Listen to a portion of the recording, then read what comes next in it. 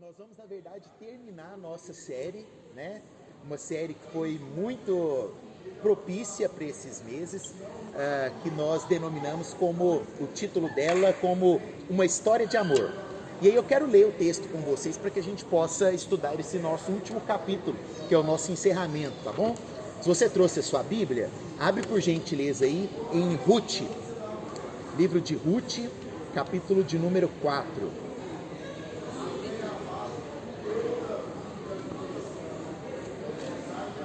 Ruth, nós vamos ler o capítulo 4 inteiro, então eu vou pedir um pouquinho da sua paciência, tá bom? Para que a gente possa ler o capítulo todo, tá bom? Abra sua Bíblia aí e vamos fazer uma oração, né? Para que a gente possa começar. Deixe a sua Bíblia aberta, feche seus olhos, vamos colocar o nosso coração diante da presença de Deus. Senhor Deus, soberano Pai, nós te louvamos nessa noite, te agradecemos com todo o nosso coração pelo privilégio de estarmos reunidos como família. Te agradecemos, ó Deus, pelas nossas amizades que aqui se encontram. Te agradecemos porque o Senhor tem cuidado de nós, apesar das dificuldades, das tristezas, das angústias. O Senhor continua sendo bom, o Senhor continua sendo o mesmo Deus que é fiel, que é justo, que nos ampara, que nos consola. Nós te agradecemos, ó Deus, por todas as coisas. E nessa noite, de forma especial, nós pedimos ao Senhor que revele a Tua palavra aos nossos corações. Fale conosco, ó Deus, através do encerramento dessa nossa minissérie. Que a presença do Senhor esteja no nosso meio. Essa é a nossa oração, em nome de Cristo Jesus, o Nazareno. Amém e amém. Eu vou ler aqui então o capítulo 4. Gostaria que você acompanhasse aí na sua Bíblia. Nós vamos ler o capítulo todo. Diz assim, a partir do verso de número 1. Boaz foi à porta da cidade e sentou-se ali. Nesse momento ia passando o parente resgatador que ele havia mencionado. Boaz o chamou. Venha cá, sente-se, amigo. Quero conversar com você. O homem foi e se sentou. Então Boaz chamou 10 autoridades da cidade e pediu que se sentassem com eles. Em seguida disse ao resgatador da família: Você conhece Noemi, que voltou de Moabe. Ela está vendendo a propriedade de nosso parente Elimeleque. Pensei que devia falar com você a esse respeito, para que você a resgate caso tenha interesse. Se quer a propriedade, compre-a na presença das autoridades do meu povo. Se não tiver interesse por ela, diga-me logo, porque depois de você eu sou o resgatador mais próximo. O homem respondeu: Está certo, eu resgatarei a propriedade. Então Boaz lhe disse: É claro que ao comprar a propriedade de Noemi, você também deve se casar com Ruth, a viúva moabita. Desse modo, ela poderá ter filhos que levem o nome de seu marido e mantenham a herança na família dele. Se é assim, não posso resgatá-la, respondeu o parente resgatador. Isso poria em risco a minha própria herança. Resgate você a propriedade. Eu não posso fazer isso. Naqueles dias, havia o seguinte costume em Israel. Quando alguém queria transferir o direito de resgate e troca, tirava a sandália e a entregava a outra pessoa para validar publicamente a transação. Assim, o outro parente resgatador tirou a sandália e disse a Boaz: Compre-a você a propriedade. Então Boaz disse às autoridades da cidade e ao povo ao redor: Vocês são testemunhas de que hoje comprei de Noemi toda a propriedade de Elimeleque, Quilion e Malom. E junto com a propriedade tomei como esposa Ruth, a viúva moabita de Malom. Assim ela poderá ter um filho que leve o nome da família de seu falecido marido e herde a propriedade da família aqui na cidade natal dele. Vocês hoje são testemunhas disso. As autoridades da cidade e todo o povo que estava na porta responderam: Somos testemunhas. Que o Senhor faça a esta mulher que chega à sua família o que fez a Raquel e Lia, das quais descendeu toda a nação de Israel. Que você seja próspero em Efrata e famoso em Belém. Que o Senhor lhe dê com esta jovem uma descendência numerosa, como a de nosso antepassado Pérez, filho de Tamar e Judá. Boaz levou Ruth para a casa dele e ela se tornou a sua esposa. Quando Boaz teve relações com ela, o Senhor permitiu que ela engravidasse e ela deu à luz a um filho. Então as mulheres da cidade disseram a Noemi: Louvado seja o Senhor, que hoje proveu um resgatador para a sua família. Que esse menino seja famoso em Israel. que ele restaure seu vigor e cuide de você na sua velhice, pois ele é filho de sua nora, que a ama e que tem sido melhor para você do que 7 filhos. Noemi pegou o bebê, animou-o junto ao peito e passou a cuidar dele como se ele fosse seu filho. As mulheres da vizinhança disseram a Noemi, Noemi tem um filho outra vez, e lhe deram o nome de Obed. Ele é o pai de Jessé, pai de Davi. Essa é a genealogia de Pérez. Pérez gerou Esrom, Esrom gerou Rão, Rão gerou Aminadab, Aminadab gerou Naasson, Naasson gerou Salmão, Salmão gerou Boaz, Boaz gerou Obed, Obed gerou Jessé e Jessé gerou Davi. Amém? Assim nós terminamos a leitura, né, pelo menos do livro de Ruth. Desde o início nós temos falado que essa história parece uma novela, né? E toda boa novela tem um casamento no final e um parto, né, um nascimento. Tá aqui, aconteceu isso. Para que você possa entender o que está acontecendo e recuperar na memória aquilo que nós falamos, eu preparei um resumo aqui. Mas basicamente nós temos, né, uma família que saiu da sua cidade natal, um pai com 2 filhos e sua esposa, porque estava tendo fome naquela cidade. Eles vão para outra região e lá naquela região o pior acontece. O pai e os 2 filhos morrem. E aí a mãe volta com as suas noras, na verdade com uma das noras, porque a outra não volta com ela. A nora era Ruth, né? E a sua sogra era Noemi. Ao voltarem para Belém, Ruth encontra um tal de Boaz, que era o resgatador. Nós vimos isso semana passada. Na lei daquela época, caso um rapaz casasse e viesse a morrer sem ter filhos, o seu parente mais próximo tinha a responsabilidade de casar com a esposa dele, para que a descendência dele não ficasse perdida na história. E era exatamente isso que estava pronto para acontecer. Boaz estava afinzão de Ruth, né? Tinha se apaixonado por ela. Ruth, né, tinha ido para Belém seguindo o Deus da sua sogra, e o Deus da sogra dela dá a ela um grande presente, a possibilidade de ser resgatada por aquele homem que era primo, né, de Elimeleque. Só que tinha uma pessoa no caminho, que era um parente mais próximo. E aí Boaz assume então um compromisso, e é isso que vai acontecer. Ele fala para Ruth, olha Ruth, é o seguinte, estou afim de você. Ele manda aquele WhatsApp para ela, né? Oi sumida, quero casar com você. Né? Misericórdia, né? Mandar um pedido de casamento no WhatsApp não pode, né? Mas vocês viram que a história é muito mais profunda que um WhatsApp, né? Eles se apaixonam, se encontram na eira, e ali eles estabelecem um compromisso, e Boaz vai atrás desse compromisso. Ele fala assim, olha, eu sei que tem um parente seu que é mais próximo, mas se ele não quiser resgatá-la, eu vou resgatar. E é isso que vai acontecer aqui. Resumindo tudo que nós vimos até hoje, em primeiro lugar, né, o que nós poderíamos resumir, né, do capítulo 1 ao capítulo 3 que nós estudamos? Alguns aprendizados que nós tivemos ao longo desse último mês aqui. Primeira coisa, fale comigo assim, vire do avesso. Existem momentos que nós precisamos olhar a história das nossas vidas de forma diferente. Existem momentos que nós precisamos virar do avesso. Você já pegou, por exemplo, assim, você ia sair, pegou uma blusa lá, colocou a blusa, aí de repente quando você olhou no espelho, você fala assim, parece que tem alguma coisa errada, essa costura está aparecendo. Aí você bate a mão aqui, você vê a etiqueta e fala, essa roupa está virada ao contrário, eu preciso virá-la ao avesso. Muitas vezes na história das nossas vidas, nós enxergamos pela nossa própria ótica. E quando nós enxergamos a situação e a circunstância pela nossa própria ótica, nós muitas vezes falhamos. Sabe por quê? Porque a nossa ótica é diferente da ótica de Deus.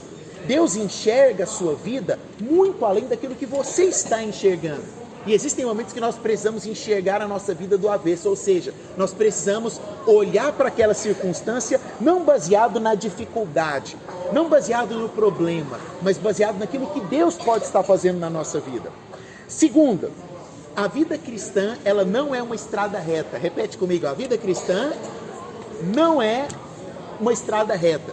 Quem aqui já leu o livro Peregrino, de John Bunyan?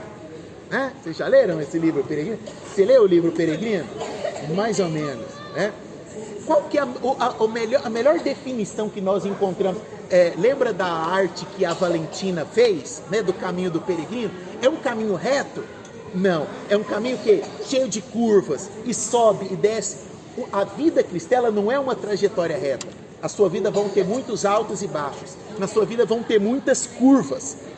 Essa é a nossa vida. Esse é o trajeto da nossa vida. E não é porque você está passando por um momento de baixo, não é porque você encontrou pedras no seu caminho que você vai desistir e vai deixar de caminhar.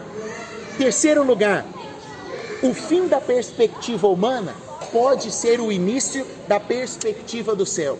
Quando nós olhamos para a nossa vida e falamos assim, não tem mais jeito, eu não sei qual que é o propósito da minha vida, estou desanimado, né? Não quero continuar nessa jornada, as coisas estão muito difíceis. Lembre de uma coisa, quando você achar que você chegou no fim, lembre sempre, o nosso fim não é o mesmo fim de Deus. Pelo contrário, quando nós chegamos no final das nossas forças, é aí que Deus começa a escrever uma nova história nas nossas vidas. E é isso que está acontecendo aqui na história do livro de Ruth. Por último, nenhum sucesso é final e nenhuma derrota é fatal. Repete comigo, nenhum sucesso é final e nenhuma derrota é fatal. Sabe o que isso quer dizer? Sucessos e fracassos acontecem nas nossas vidas. Todo dia você vai passar por um sucesso ou um fracasso. Todo mês você vai ter coisas boas e coisas ruins. Agora, existem pessoas, lembra que nós falamos na semana passada que a felicidade não é um fim em si mesma? Já viu aquela pessoa que ela quer tanto aquela coisa? Ela quer tanto, ela deseja tanto comprar aquela casa, e ela trabalha, e ela se esforça, e ela vai e ela compra aquela casa.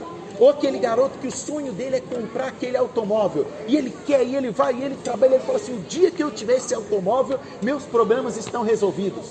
Ou aquele casal, né, que sonha em ter um filho, eles falam assim, o dia que a gente tiver o nosso filho, nós conquistamos toda a felicidade. Ou aquela pessoa que pensa em casar, ela fala assim, o dia que eu subir no altar, eu completarei a minha carreira. Ou aquela pessoa que quer passar num concurso público, ela fala assim, eu vou estudar minha vida inteira, eu vou passar no concurso público, porque o dia que eu assumir aquela vaga no concurso público, todos os meus problemas acabaram. Deixe-me te dizer uma coisa, nenhum sucesso é final. O reverendo Hernandes Dias Lopes, ele diz o seguinte sobre isso: não se deixe embriagar pelo sucesso e nem se deixe derrotar pelo fracasso. Tem pessoas que se embriagam pelo sucesso. Conquistei o que eu queria, estou tranquilo, posso dormir em berço esplêndido. Muito cuidado com isso, muito cuidado com as suas conquistas, muito cuidado com o seu sucesso e muito cuidado com o seu fracasso, porque uma queda não significa derrota. Nós vamos cair durante a nossa jornada muitas vezes, você vai tropeçar muitas vezes, mas você não vai ficar prostrado no chão. Sempre existirá alguém com a mão estendida para te levantar. O que nós estamos observando na história de Noemi e Ruth é exatamente isso. Duas mulheres que voltam para Belém totalmente desesperançadas. Noemi, o nome dela significava alegria. E ela volta e fala assim, ninguém me chame mais de Noemi, me chamem de Mara, pois a minha vida se tornou amarga. Ela estava amargurada com Deus, ela estava de mal de Deus. Deus se voltou contra mim. Semana passada eu dei esse exemplo, né? Tem gente que se revolta contra Deus. Deus, eu orei tanto para passar nesse concurso público e não passei. O senhor vai se ver comigo quando eu chegar aí no céu. Será? Né? Você viu aquelas que ficam amarguradas, toda decepcionada com Deus? Muito cuidado, porque nenhum fracasso é final. Você não pode se deixar derrotar pelas coisas que acontecem no seu cotidiano, porque elas servem para te fortalecer e para te preparar para aquilo que Deus tem para a sua vida. E era o que estava acontecendo na vida de Noemi e Ruth. E aí nesse capítulo de número 4, nós podemos dividi-lo em 3 partes, para que a gente possa entender e finalizar a nossa minissérie. A primeira parte, ela vai do versículo 1 ao versículo 9. E nela nós vemos 2 características desse homem chamado Boaz, que nós precisamos ter. A primeira característica, Boaz era um homem decidido.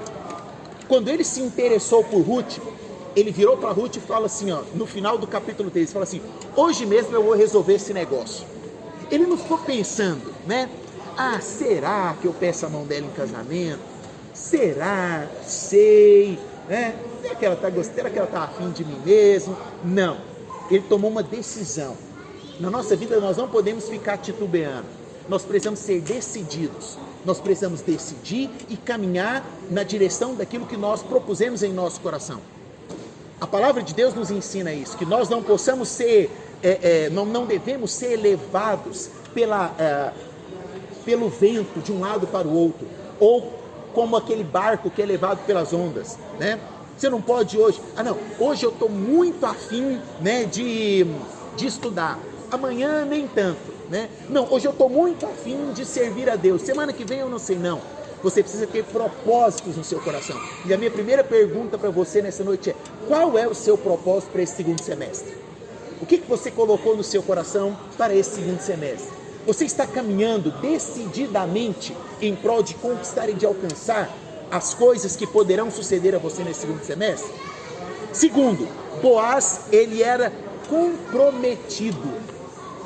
Boaz, ele não estabeleceu um mero compromisso com Ruth.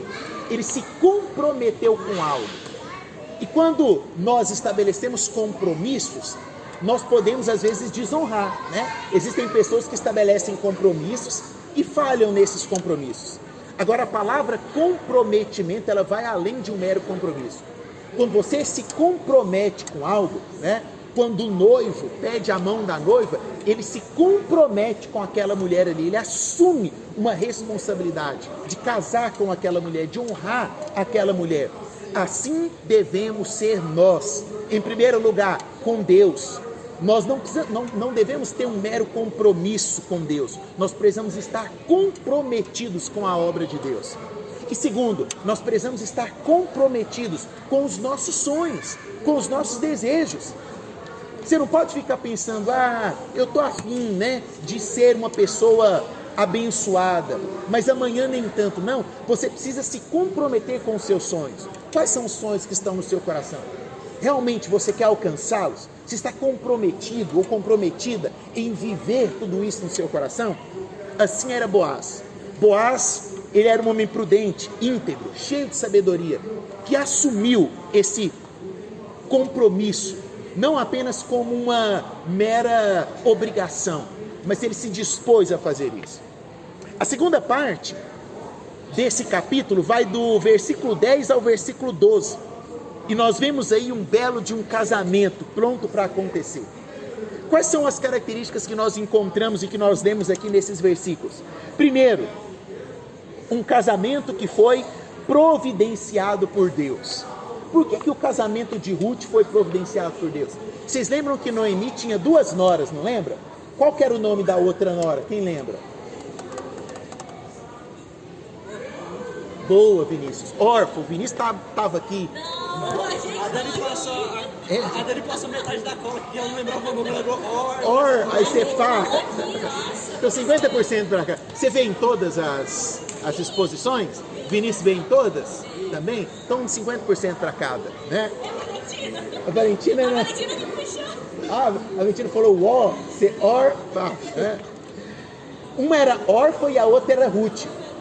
Deixa eu perguntar para você o seguinte: Orfa se casou? Não? Boa resposta. Não sabemos. Ela foi embora e a partir de então o que a Bíblia faz? Não fala mais nela. A Bíblia deixa de falar em órfã. Ela foi embora porque ela tinha o desejo de se casar. A própria sogra dela falou: olha, né, vai embora, você vai casar. Só que o que é mais importante? Um casamento ou ter o seu nome escrito no livro da vida? Orfa foi embora e sumiu da história. Ruth não. Ruth andou junto com a sua sogra. Ruth acreditou no Deus da sua sogra. E consequentemente Deus providenciou para ela um futuro, no caso, um casamento para ela. Segundo, esse casamento, ele não foi um casamento qualquer, mas ele foi um casamento precedido por beleza. Quando nós olhamos aqui, é quase que um encerramento. Sabe aquele "E viveram felizes para sempre", né? Que aparece no final do filme, que tem o casamento lá? Foi mais ou menos isso, né? Boaz teve uma atitude de cavalheiro, atitude que todo homem deve ter no seu coração, de honrar aquela mulher, de não desonrar aquela mulher fisicamente antes que o compromisso deles já estivesse estabelecido, de não fazer e não ir além daquilo que eles poderiam ter feito antes que o compromisso fosse estabelecido. Ele colocou um objetivo, ele falou assim: enquanto não for decidido, nós não nos aproximaremos, não nos casaremos. E ele resolve toda a parte burocrática como um grande homem deve fazer. Homens que estão aqui, prestem atenção. O mundo de hoje prega que você deve ser um mané. O mundo de hoje, em outras palavras, quer que você seja isso. Uma masculinidade frágil, que pode se vestir de qualquer jeito, né? Que pode, você não precisa ser o macho alfa, você pode ser meio afeminado. Olha aqui para mim, dentro dos meus olhos, se você pode. Deus te chamou para ser um homem de verdade. O que essa sociedade fica impondo aí somente traz prejuízo para sua mente e para o seu coração. Somente tenta tirar do seu coração os verdadeiros valores. Deus te escolheu e colocou dentro de você a essência de um homem de verdade, que tem caráter, que tem compromisso, que é fiel, que honra a sua palavra. Deus te chamou para ser isso. Deus não te chamou para viver aí sendo humilhado. Deus não te chamou para viver doente. Deus te chamou para ser um provedor, um pai de família. E foi isso que Boaz foi. Meninas, deixa eu te dizer uma coisa. O mundo hoje tenta mostrar para você que você precisa ser feminista, lutar pelos seus direitos de mulher. O mundo tem colocado, via mídia social, via televisão, que você precisa tomar o lugar do homem, que você não precisa depender do homem. O mundo está estragando o seu futuro quando coloca isso e tenta impregnar isso dentro do seu coração. Sabe o que é isso? Isso é uma sujeira que quer sujar a sua mente, que quer tirar do seu coração o desejo de ser mãe, o desejo de ser mulher de verdade, que quer tomar de você os seus talentos, os seus dons, a sua beleza. Quem aqui conhece alguma feminista? Melhor, quem já viu alguma feminista na televisão? Você já viu como que elas conversam? Já viu como que elas falam? Você já viu tanto que é feio? Você já viu como que elas fogem da característica da beleza feminina que Deus instituiu para a mulher? O feminismo também é uma praga no meio da nossa sociedade. Deus chamou Ruth para ser uma mulher obediente. E quando você assume ser uma mulher obediente, você não está assumindo um compromisso de obedecer a um homem qualquer. Se você se tornar uma mulher obediente, Deus vai colocar no seu caminho, Deus vai colocar no seu coração um homem que você vai ter prazer em honrá-lo, prazer em servi-lo. Este é o fundamento do cristianismo, este é o fundamento de uma sociedade sadia, saudável. Este é o fundamento de uma sociedade que tem futuro. Sociologicamente falando, antropologicamente falando, não caia nessa mentirinha dos dias atuais, de que o feminismo é a saída para as mulheres do nosso dia a dia. Não é. Mostre-me uma feminista bem-sucedida e feliz, que eu pego o que eu estou fazendo, eu pego meu esboço aqui e rasgo. Não existe felicidade fora do reino de Deus. Não existe felicidade fora dos princípios do cristianismo. Ao longo da história, o cristianismo fundamentou todas as grandes sociedades. A Europa foi a grande Europa, porque a Europa foi fundamentada e estabelecida nos princípios cristãos. Os Estados Unidos ainda, por enquanto, continua sendo a grande sociedade do mundo, porque ainda existe um pouquinho de princípio cristão ali dentro daquela nação. E que nós possamos manter estes princípios. Deus te chamou para ser um homem nobre. Deus te chamou para ser uma mulher obediente. Honre isso. Honre esse propósito. Por último, para finalizarmos, nós vemos aqui, do versículo 13 ao versículo 22, um descendente. Após o casamento, nós temos então o nascimento de uma criança. Lennon Morris diz o seguinte: nos faz observar que o livro todo de Ruth nos induz a um único pensamento, de que ao longo de tudo, ele sempre foi conduzido por alguém.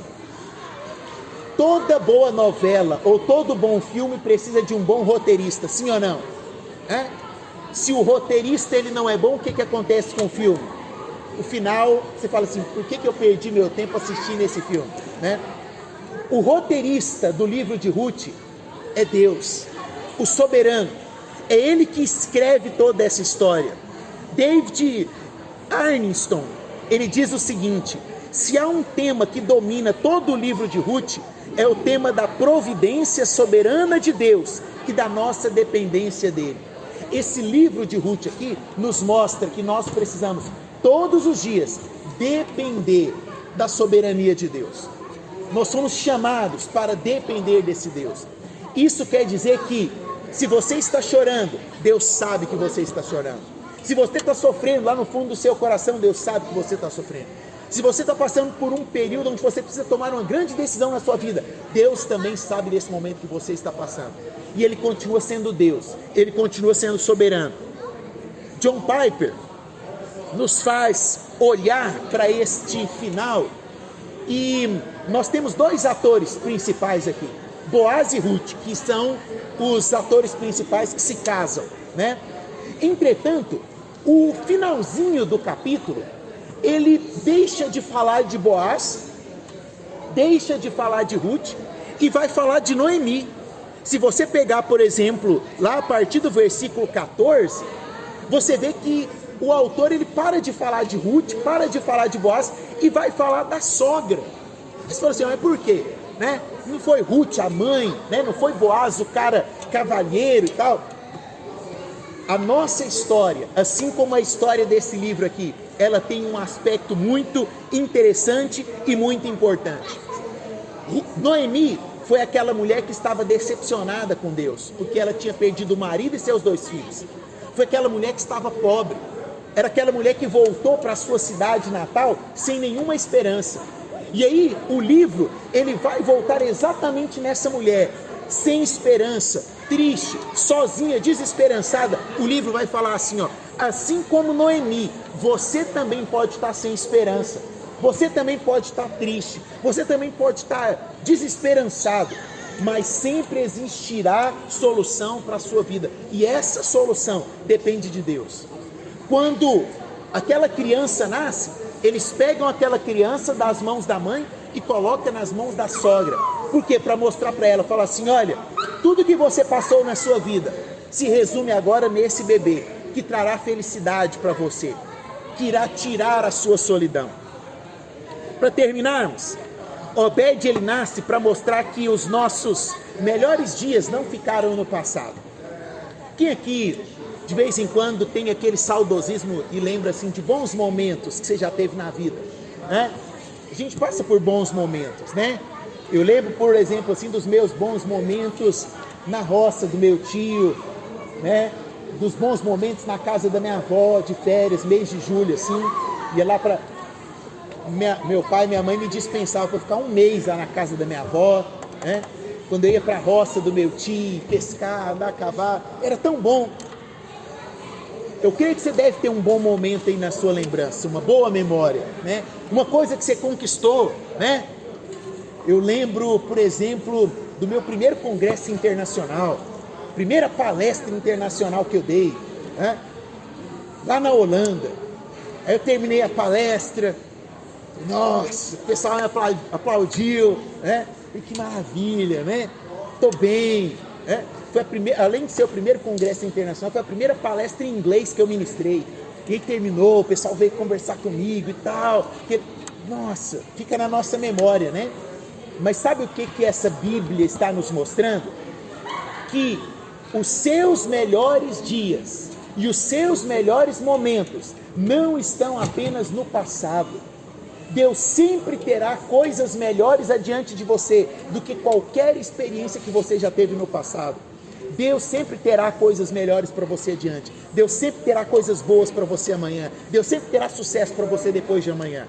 Não se prenda nas suas conquistas do passado.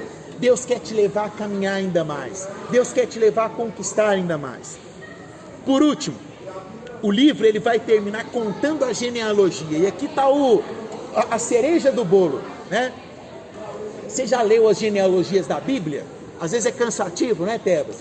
E fulano gerou ciclano, que gerou Beltrano, e gerou mais não sei quem, vai, né? Mateus começa dessa forma, Números tem muita genealogia, e às vezes a gente até cansa.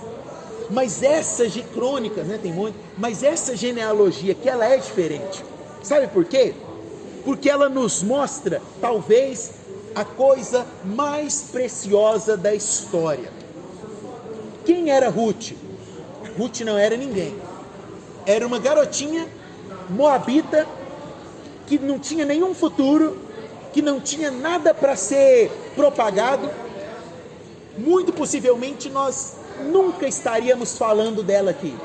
Mas de repente, ela olha para Noemi e enxerga em Noemi não a possibilidade de um casamento. Ela enxerga Deus na vida daquela mulher. E ela fala assim: eu quero fazer parte de uma linhagem como essa. Eu quero fazer parte de uma descendência como essa.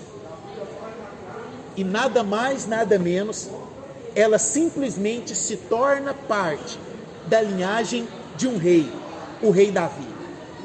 Aqui diz que Naasson gerou Salmão, Salmão gerou Boaz, Boaz gerou Obed, Obed gerou Jessé e Jessé gerou Davi. Se Jessé era o pai de Davi, Obed era o avô de Davi, né? Se Ruth era mãe de Obed, ela era bisavó de Davi. Olha que coisa mais preciosa. Você lembra como que nós começamos a falar desse livro aqui? O livro de Ruth, se você olhar na cronologia, ele vem logo depois de Juízes, que era um período caótico que o povo de Israel estava passando. Um período tenso, cheio de perversidade. Olha quem está aqui, o Cauã. Tudo bem, Cauã? Que bom que você está aqui, fica à vontade. Nós estamos terminando a história de Boaz aqui, aquela que você sabe, né? Estamos falando, sabe quem foi o filho de Boaz? Obed. Obed foi o avô de Davi. Olha que coisa legal, guarda isso na sua memória, né?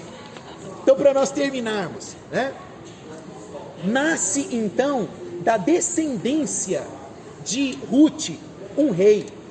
E aí você fala assim: que maravilha! O povo estava esperando paz, o povo estava esperando justiça, misericórdia, e essa paz, essa justiça e essa misericórdia, que não teve no período de Juízes, que não teve no período, né, inicial dos reis, agora viria com o bisneto de Ruth. A história terminou de forma maravilhosa. Podemos orar, não podemos? Calma, só um minutinho. A história não termina aqui. É exatamente por isso, Tebas, que nós encontramos a genealogia lá no início de Mateus. Sabe por quê? Porque a história de Ruth, ela vai muito além de um rei natural nessa terra. A história de Ruth estava apontando sim para um rei que traria paz, justiça, misericórdia. Mas esse rei não seria deste mundo, não teria um reino natural. Este rei viria da linhagem de viria da linhagem de Jessé, de Boaz, seria neto de Ruth. Mas não seria deste mundo, seria Jesus Cristo. Ruth nada mais, nada menos passa a fazer parte da linhagem e da família mais importante da história da humanidade. O que eu quero dizer com isso para terminarmos? Você pode passar por todas as tristezas desse mundo, você pode perder todas as esperanças. Talvez você começou o ano de 2023 empolgada, achando que uau, vai ser o meu ano, né? Vou conquistar, vou alcançar. E aí os meses começaram a passar e parece que nada aconteceu. Na verdade, parece que as coisas regrediram. Você fala assim: e aí, Deus? Qual que é a saída? Ficar de mal de Deus? Não. A saída é continuar perseverando, continuar caminhando. Nós somos peregrinos. A nossa jornada é cheia de pedras, cheia de altos e baixos. Mas nós temos uma certeza absoluta, que nós fomos chamados, fomos escolhidos, fomos predestinados, e aquilo que Deus preparou para nós há de acontecer, independente do que está acontecendo hoje. Nós não olhamos para o agora, os nossos olhos estão adiante daquilo que nós vemos, e eu tenho essa certeza e essa convicção no meu coração, de que Deus preparou algo especial para mim, de que Deus preparou algo especial para você. Por isso, não se deixe abater pelas angústias, não se deixe entristecer pelas dificuldades dessa vida. Deus sempre terá coisas melhores adiante.